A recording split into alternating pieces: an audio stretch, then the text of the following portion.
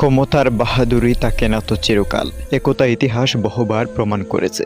সময় ঘুরলে সেই শক্তি, সেই দাপট, সেই ভয় সবই এক পর্যায়ে দূরে মিশে যায়।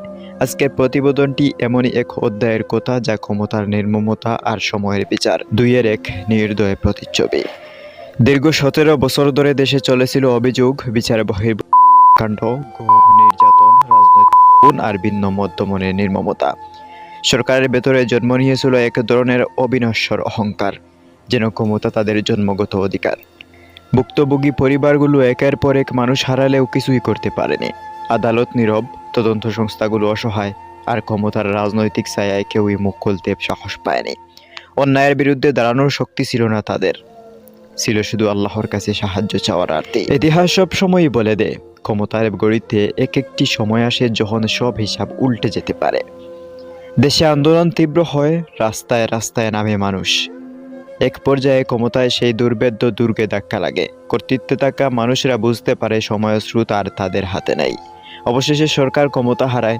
রাতারাতি দেশের রাজনীতি, ক্ষমতার কেন্দ্র, প্রশাসন সব ভেঙে যেতে থাকে। যারা বছরের পর বছর দেশের মানুষকে ভয় দেখিয়েছে, তারা নিজেরাই আতঙ্কে বিচলিত হতে শুরু করে। ক্ষমতা হারানোর পর শুরু হয় আরেক অধ্যায়, নিরাপত্তাহীনতা। যে শক্তি দেশে এক সময় সব নিয়ন্ত্রণ করত, এখন তারা নিজেরাই নিরাপদ থাকতে পারে না। কেউ দেশ ছাড়ে, কেউ লুকায়, কেউ বা পায় প্রতিবেশী দেশে আশ্রয় নেয়।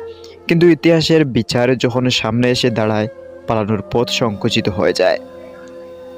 মানবাধিকার লঙ্ঘন ও শত শত পরিবারের অভিযোগ আন্তর্জাতিক মহলে পৌঁছে যায়। নানা মানবাধিকার সংস্থার প্রতিবেদন, ভুক্তভোগীদের সাক্ষ্য এবং দীর্ঘ তদন্তের পর আন্তর্জাতিক অপরাধ আদালতে ওঠে মামলা। অবশেষে দীর্ঘ বিচার প্রক্রিয়া শেষে আন্তর্জাতিক ট্রাইব্যুনাল এক ঐতিহাসিক রায় দেয়। এই রায় শুধু একজন নেতার নয়, বরং ক্ষমতায় অপব্যবহার, রাষ্ট্রীয় সন্ত্রাস ও মানবাধিকারের লঙ্ঘনের বিরুদ্ধে এক সতর্কবার্তা। আজকের পৃথিবী তাকিয়ে দেখে সেই নির্মম সত্য, যে মানুষ এক সময় পুরো দেশের ওপরে দাপটে দেখিয়েছে, আজ সেই নিজের জীবন বাঁচাতে পারে না। সময় এমনই, কারো কাছে একদিন শক্তি হয়ে দাঁড়ায়, আর একদিন সেই সময়ে নির্দয় প্রতিশোধ নেয়। এক সময় যার নাম ছিল দেশের প্রধানমন্ত্রী, আজ ইতিহাসের পৃষ্ঠায় সেই নাম লেখা হচ্ছে মৃত্যুদণ্ডপ্রাপ্ত আসামি। ক্ষমতার সিংহাসন থেকে নামতে না চাওয়া এক নেতার শেষ পরিণতি এখন হতবাক করে দিয়েছে পুরো দেশকে।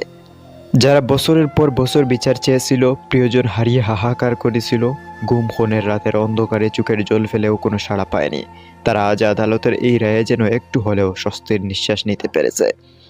দীর্ঘ প্রতীক্ষার পর বিচার পাওয়ার আনন্দে দেশের সাধারণ মানুষ খুশিতে আত্মহারা।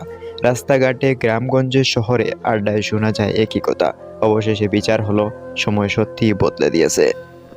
কিন্তু অন্য দৃশ্যটাও দেখা যায় তার নিজের দলের ভেতরে। দুনিয়া কাঁপানো সেই নেত্রীর অনুগত কর্মীরা আজ চোখের পানি সামলাতে পারছে না। রাজনৈতিক শক্তির অহংকার গলে যাচ্ছে মুহূর্তেই। কারো কণ্ঠ ভেঙে আসছে, কেউ কেঁদে ফেলেছে, কেউ আবার বিশ্বাসই করতে পারছে না যে মানুষটিকে তারা অপরাজেয় ভেবেছিল, সেই আজ মৃত্যুদণ্ডপ্রাপ্ত আসামি।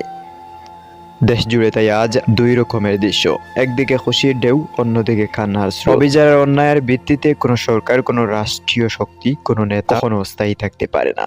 মানুষের আর্তনাদ, পাপের হিসাব আর সময়ের বিচার একদিন না একদিন সবকিছুর উত্তর দিয়ে দেয়। ইতিহাস তাই শেখায়, ক্ষমতার শেষ প্রহরে দাঁড়িয়ে সব রাজত্বই বিলীন হয়ে যায়, শুধু রয়ে যায় মানুষের বিচার আর সময়ের কঠোর সাক্ষ্য। খালেদ আহমেদ, বারাকা টিভি।